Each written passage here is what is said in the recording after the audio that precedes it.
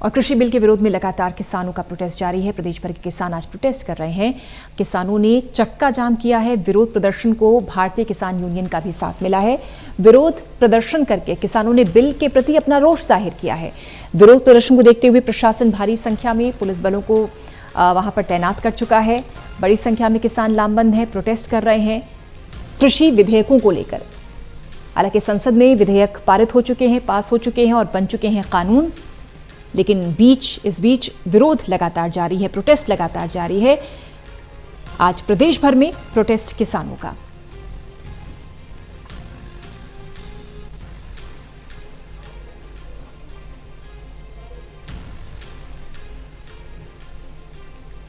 विरोध प्रदर्शन करके किसानों ने चक्का जाम किया है। भारतीय किसान यूनियन का भी साथ इस विरोध प्रदर्शन को। बिल के प्रति नाराजगी, प्रशासन भी सतर्क है और बड़ी संख्या में पुलिस बल को तैनात किया गया है हंगामे की स्थिति को देखते हुए।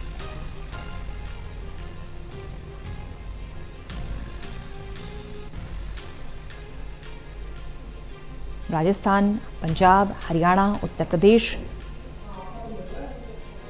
देश के कई राज्यों में कृषि विधेयकों को लेकर नाराजगी किसानों में। और हिसार का रुख करेंगे, महेश हमारे साथ जुड़ गए हैं। महेश, पूरे देश में नाराजगी कृषि विधेयक को लेकर। हरियाणा में हम देख रहे हैं पिछले 12-13 दिनों से लगातार उबाल है, बड़ी संख्या में किसान सड़कों पर हैं। वहां की जरा तस्वीरें दिखाइए और किस तरह, कितनी नाराजगी किसानों में।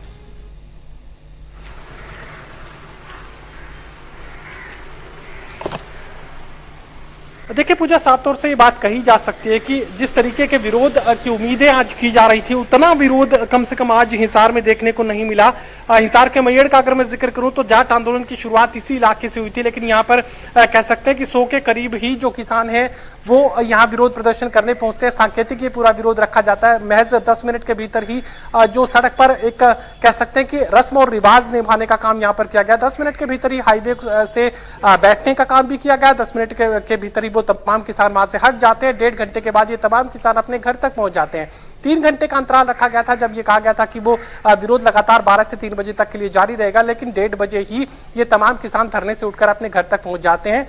जितने किसान वहां पहुंचते हैं उससे कहीं ज्यादा तादाद में पुलिस फोर्स वहां पर तैनात कर दी जाती है। तो ऐसे में बहुत ज्यादा ये माना जा रहा है कि हजारों की तादाद में किसानों के पहुंचने की उम्मीद यहां पर रखी जा रही थी। चाहे हिसार के मैयड़ की बात की जाए, रोहतक जिले की बात की जाए, जहां 5 और 10 हजार किसानों के पहुंचने की उम्मीद की जा रही थी, वहां अगर 100, 200, 500 या फिर अधिकतम 1000 किसान अगर धरने पर पहुंचते हैं, हाईवे जाम करने पहुंचते हैं, तो यकीनन ये बात कही जा सकती है कि किसानों के इस आंदोलन को एक बड़ा सेटबैक आज लगा है। हालांकि कांग्रेस पार्टी के तमाम नेता इस पूरे विरोध से अपनी दूरी बनाए हुए थे, क्योंकि सरकार फिर इसे कांग्रेस समर्थित आंदोलन होने का आरोप लगा सकती थी और उसे कुचलने की कोशिश की जा सकती थी। बहरहाल लगातार जो किसान है वो अपनी एकजुटता कायम करने की कोशिशें करते रहे, लेकिन इस तरीके से जो विरोध सामने आया है वो कमजोर विरोध कहा जा सकता है। और हिसार के मैयड़ का जो विरोध था वो सबसे कमजोर विरोध माना जाएगा। सिर्फ 100 से 150 लोग ही इस विरोध में शामिल होने पहुंचते हैं और महज 1.5 घंटे के बाद ही इस पूरे इलाके से वो अपने घरों तक पहुंच जाते हैं। बिल्कुल, जैसे ही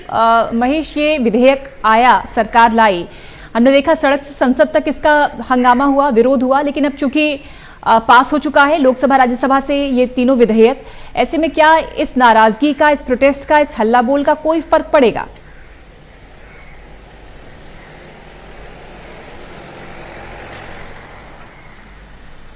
देखिए, समझने की बात यह है कि हरियाणा के किसानों की तरफ से सबसे पहले विरोध इस अध्यादेश को लेकर जाहिर किया गया। उसके बाद पंजाब और राजस्थान के किसान भी इस विरोध में शामिल हुए।